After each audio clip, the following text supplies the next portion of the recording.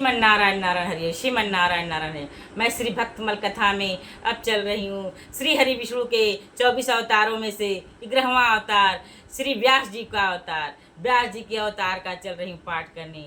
श्रीमन नारायण नारायण हरि। श्री हरि विष्णु महिमा अपार है, श्रीमन नारायण प्रभु की महिमा अपार है। आज जो है योगिनी एकादशी के पारण का दिन है और मैं चल रही हूँ श्री हरि विष्णु के अवतार में 11वें अवतार व्यास जी का पाठ करने। श्रीमन नारायण नारायण हरि हरि, श्रीमन नारायण नारायण हरि हरि।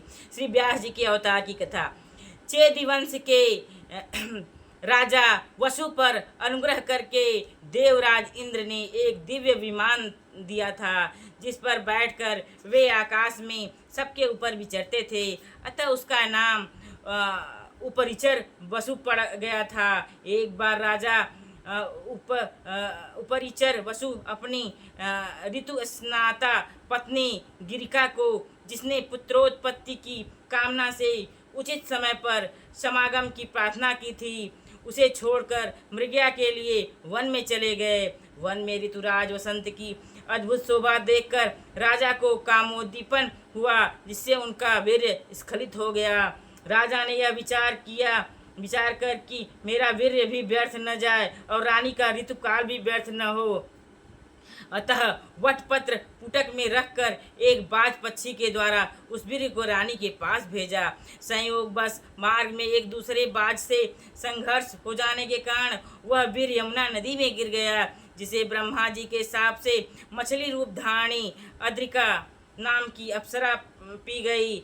और कालांतर में जब मत्स्य जीवी मल्लाह के जाल में वह मछली फंसी और मछुओं ने उसके पेट को चीरा, तो उसमें से अत्यंत सुंदर एक पुत्र और एक कन्या रत्न को पाया। मछुओं ने उन दोनों संतानों को राजा उपरिचर वसु को निवेदन किया। राजा ने पुत्र तो स्वयं ले लिया, जो आगे चलकर मत्स्य नामक बड़ा धर्मात्मा राजा हुआ।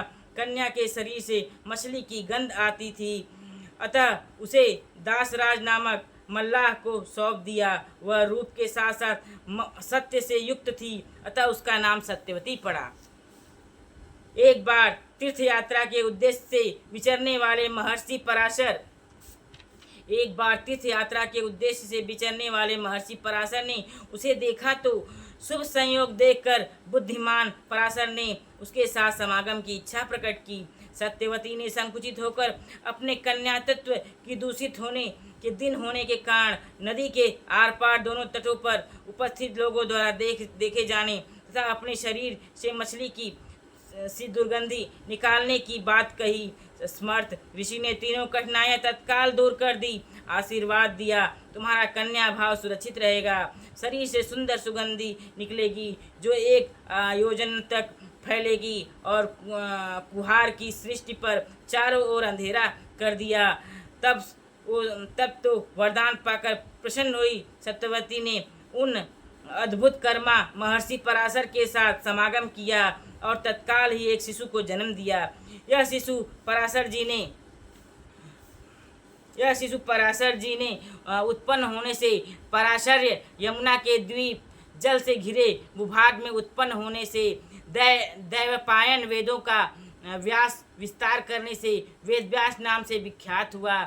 इन्होंने माता से कहा, आवश्यकता पड़ने पर तुम मेरा स्मरण करना, मैं अवश्य दर्शन दूंगा। इतना कहकर माता की आज्ञा ले श्री व्यास जी ने तपस्या में मन लगाया और श्री व्यास जी ने देखा कि प्रत्येक युग में धर्म का एक एक पद लुप्त होता जा रहा है, मनुष्य की शक्ति और आयु क्षीण हो चली है। यह सब देखकर सुनकर उन्होंने वेद और ब्राह्मणों पर अनुग्रह करने की इच्छा से वेदों का व्यास विस्तार किया।